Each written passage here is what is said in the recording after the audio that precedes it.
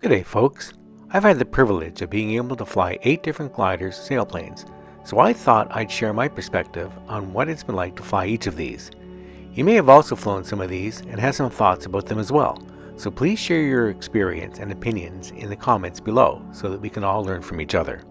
So without further ado, here's the list in order that I've been able to fly them. Number 1. Schweizer SGS134. This is the first glider I learned to fly. It's an easy trainer. It's the one used by the Air Cadet League of Canada, and they have the largest fleet of 233s in the world. In it, you're sitting upright, which is something you'd be used to if you drive a car.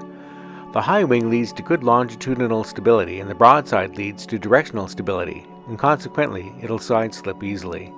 This also hides the effect of slightly uncoordinated turns, something that I learned about my skills when I moved on to other gliders. Its slow flight and large wing surface means it climbs really well in thermals, and in our club it's probably the best climber in thermals of all the gliders. It does have a poor glide ratio and polar. Generally, you can't really fly too far from the airfield on most days. The trim adjustment is via a handle on the stick and only in the front, so the instructor is dependent on the student to adjust the trim from the very first flight.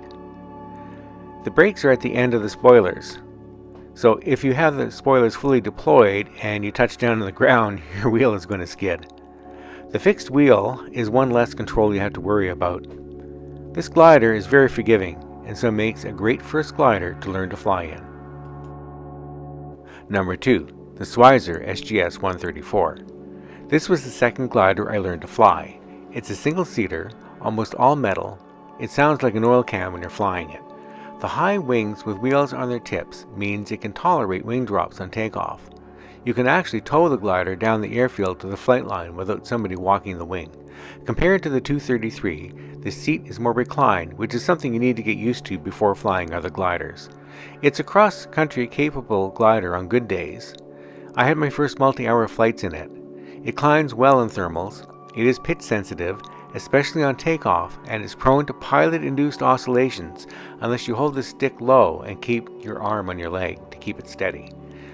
When the spoilers are open, there's a need to point the nose down to maintain airspeed, so there's a little bit of a dance between the spoilers and the stick. The trim adjustment is on the right, and it's best to get used to holding the stick with your left hand while adjusting it. Number 3. The Beltzgo SD50 Puhats. This is a single canopy, dual-seat aerobatic glider. While I did not solo in it, I did 2 flights with an instructor and have flown it from takeoff to landing. For type conversions, our club requires pilots to fly 5 flights to get checked out in any new 2-seater. The controls are very nimble. It's an agile glider. Spins have a pronounced nose-down orientation. It spins very easily. In fact, there have been a number of fatalities in these over the years because of that. You do need to maintain airspeed very carefully. The visibility from the back seat can be poor. If you're tall enough, you're really recessed into the fuselage when you're sitting back there. It has spoilers in the top and bottom, which are very effective, and so it can descend quite quickly. But again, you need to point the nose down to maintain speed when opening them. Number 4. The Crosno Kro3 Pukatek. Made in Poland, this is a mid-wing, all-aluminum with some fabric T-tail, 2-seat ab initio glider. It was a temporary rental at our club. I had not planned to get checked out on it, but I thought it would be worthwhile to take at least 1 flight just for the experience. The controls were very benign, and the entire flight from takeoff to landing was easy to get used to. The fixed landing gear has a lot of give to it, so it's more tolerant of hard landings from beginners. Only 30 were ever built. There wasn't anything odd about it, and it seemed to be a very docile and easy to fly glider. Number 5. The Slaker K21. This is the glass reinforced plastic ab initio 2-seat glider. Over 1,000 of these have been built since 1979, and you can find one of these at quite a few gliding operations around the world. The trim is done by a lever right beside the stick. The hydraulic brake is engaged by pulling the spoiler handle all the way back, like a lot of other gliders. The handling is rather docile, nice and easy to do, and spinning usually requires the installation of a spin kit, although I've been able to get it to start a spin with a heavier person in the back. It side slips quite well. The air brakes are quite effective. The seat backs are adjustable. Compared to other gliders I've flown, uncoordinated turns are more noticeable. If it has been left in the rain, the spoiler box can easily fill, and you have to mop out the water by sticking a towel in and wringing it out several times. The canopy, if aligned with the sun, works like a parabolic reflector and can burn the back seat or the front instrument panel. You need to be careful how you line up the glider when you have the canopy open. The back canopy must be latched before the front canopy, or you can break the latch. On the positive side, you can visually see from the back seat whether or not the front canopy has been latched, since you can see the pins. It's a great glider for doing guest and introductory flights. Number 6. The Glasgow LaBelle H201B. This is a fiberglass glider with gel coat, single seat, club class with a retractable main gear. I co-purchased this with another pilot at the club. Pilot demand for the club gliders was high, so we wanted to progress into multi-hour flights and continue to develop our skills. Owning our own glider seemed to be the way forward. It's easy to rig with auto-connect spoiler and elevator. It has a drum brake operated by a bicycle grip in front of the stick. This means that we can leave the spoilers open while towing it down to the flight line, which is safer on windy days. The trim is via a button on the stick, but the trim range seems limited. Air brakes are on the top and bottom on the earlier models. Later models, they were top only. These are not as effective as other gliders, but they're not too bad. It does side slip well. The rudder authority can be excessive on ground roll. Elevator authority is benign, so no tendency to dolphin on takeoff. While in flight, keeping the yaw string straight is difficult due to the excessive rudder authority. If you also fly other gliders, you may notice it more. The canopy is fully detached. Interestingly, you can open the front about 2.5 centimeters in flight, which can air out the cockpit in seconds, cooling it off nicely. If there's condensation, it also clears that quite effectively too. It climbs really well and can out-thermal other club class gliders quite well, but the polar is not as good, so interthermal speeds are not as great.